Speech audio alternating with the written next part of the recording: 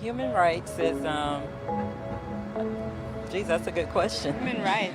Well, that's a tough one. Wow. I don't even know how to give that a definition. I would probably have to do a little bit of homework or something. Any right that I think any, just as a normal, human, any... The rights that humans have. Oh, that's a very large debate. Tú le puedes preguntar a 20 personas y te van a dar 20 diferentes opiniones. Non saprei, una domanda complicatissima. I guess we just take them for granted that they're there, but we don't even consider what they are.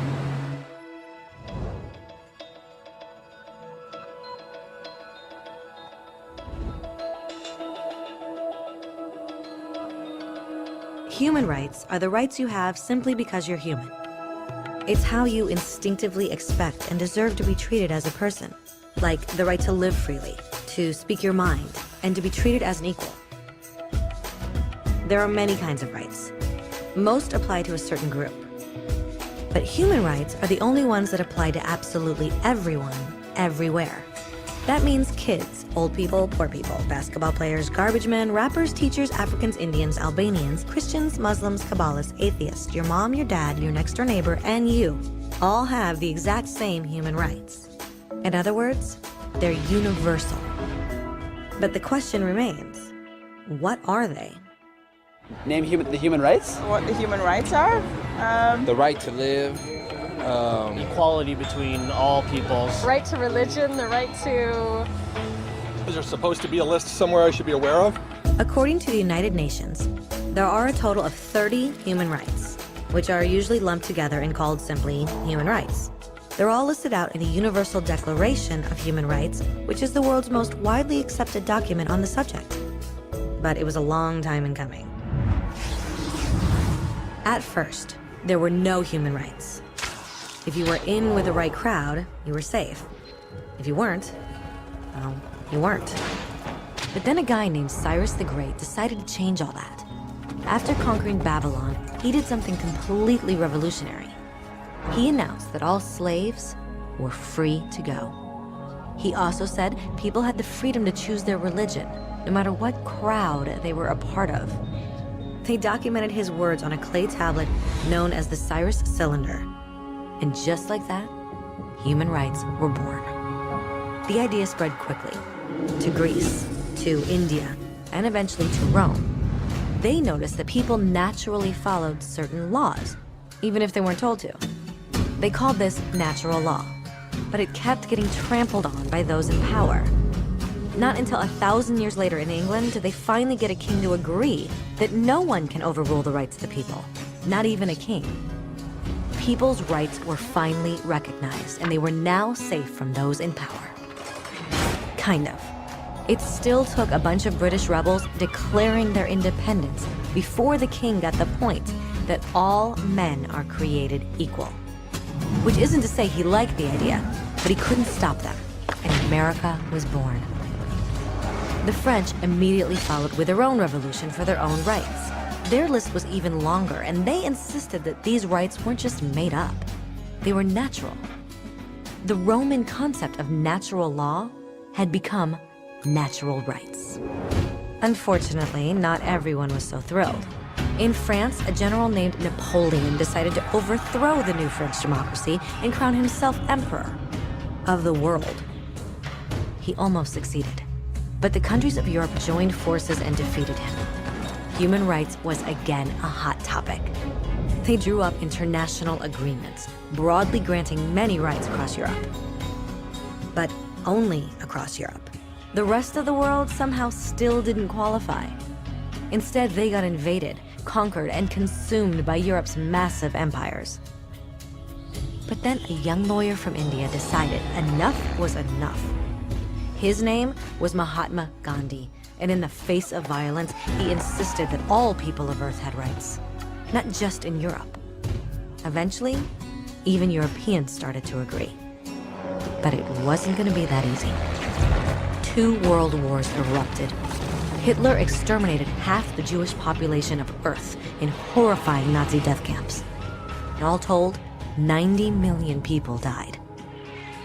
Never had human rights been so terrifyingly close to extinction.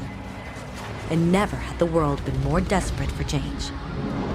So the countries of Earth banded together and formed the United Nations. Their basic purpose was to reaffirm faith in fundamental human rights, in the dignity and worth of the human person. But what were human rights? Were they the proclamations of Cyrus, the natural laws of Rome, the declarations of France? Everyone seemed to have a slightly different idea of what human rights should be. But under the supervision of Eleanor Roosevelt, they finally agreed on a set of rights that applied to absolutely everyone. The Universal Declaration of Human Rights. The French concept of natural rights had finally become human rights.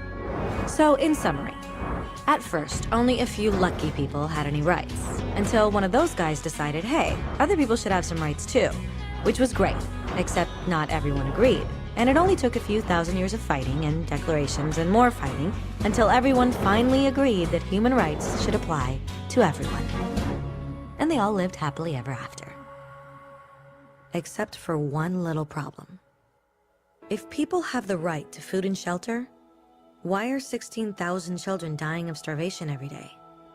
1 every 5 seconds. If people have freedom of speech, why are thousands in prison for speaking their minds? If people have the right to education, why are over 1 billion adults unable to read? If slavery has truly been abolished, why are 27 million people still enslaved today? More than twice as many as in 1800. The fact is, when it was signed, the Universal Declaration of Human Rights did not have the force of law. It was optional. And despite many more documents, conventions, treaties, and laws, it's still little more than words on a page. So the question is, who will make those words a reality? I have a dream today. When Dr. King marched for racial equality, he was marching for rights that had been guaranteed by the United Nations for almost 2 decades. But still, he marched. When Nelson Mandela stood up for social justice in the 1990s, his country had already agreed to abolish such discrimination for almost 40 years. But still, he fought. Those who fight today against torture, poverty, and discrimination are not giants or superheroes. They're people. Kids, mothers, fathers, teachers. Free-thinking individuals who refuse to be silent. Who realize that human rights are not a history lesson. They're not words on a page. They're not speeches or commercials or PR campaigns. They are the choices we make every day as human beings. They are the responsibility we all share to respect each other, to help each other, and to protect those in need. As Eleanor Roosevelt said, where, after all, do universal human rights begin?